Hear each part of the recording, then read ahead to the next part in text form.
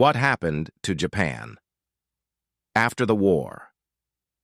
When the dust settled on the Pacific in 1945, Japan was not just defeated, it was shattered. Entire cities lay in ruins, industries were crippled, and millions of people were displaced. The country that had once projected military might across Asia stood at the edge of total collapse. Yet, within just a few decades, this devastated nation transformed itself into one of the strongest economies in the world.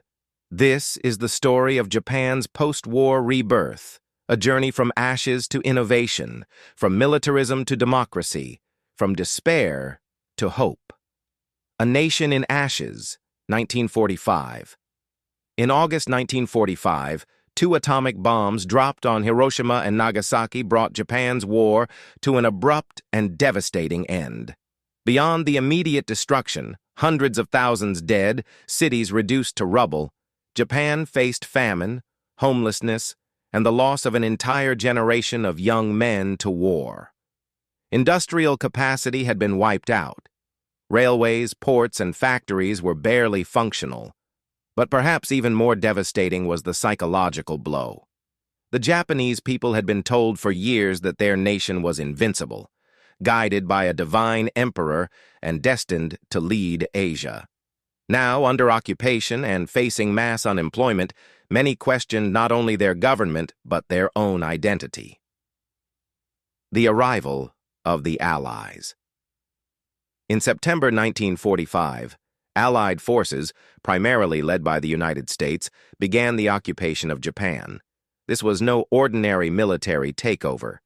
The Allies, under General Douglas MacArthur, didn't simply control Japan. They set out to remake it from the ground up. Initially, the Japanese people feared retribution, but instead of mass executions or harsh punishments, the occupation prioritized demilitarization and democratization. Soldiers distributed food. War crimes trials targeted leaders, not civilians. For many, this was the first time they experienced democracy, public debate, new political parties, and even free speech. The emperor, Hirohito, was allowed to remain on the throne but stripped of his divine status. This symbolic move helped stabilize society, softening the blow of surrender while signaling the end of an era. A new constitution for a new Japan. One of the most transformative acts of the occupation was the creation of a new constitution in 1947.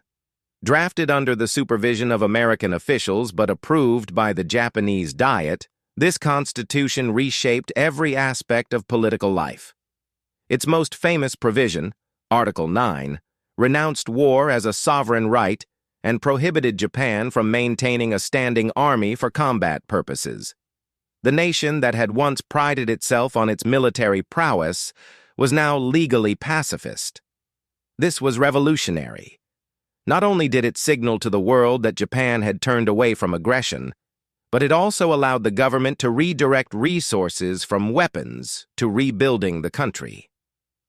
The Constitution also granted sweeping civil liberties, freedom of speech, equal rights for women, and labor rights that had been unthinkable under the militarist regime. Suddenly, Japan's future was no longer dictated by generals, but by ordinary citizens. Land reforms and economic foundations. Democracy alone wasn't enough. Japan's pre-war economy had been dominated by powerful landlords and giant conglomerates known as zaibatsu. The occupation broke up large estates, redistributing land to millions of tenant farmers. This wasn't just economic policy, it was social revolution. Rural families who had struggled under crushing rents now owned their fields, creating a more equitable society. At the same time, the zaibatsu, Mitsubishi, Mitsui, Sumitomo, were dismantled into smaller companies to encourage competition.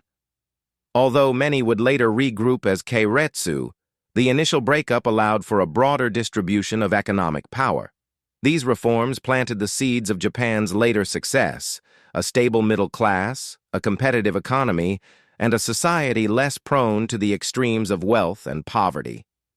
The Korean War and the economic spark. By the early 1950s, Japan was still struggling, but then came an unexpected catalyst, the Korean War, 1950 to 1953. As the United States ramped up military operations on the Korean peninsula, Japan became a crucial supply base. Orders poured in for uniforms, vehicles, and equipment, injecting billions of dollars into the Japanese economy.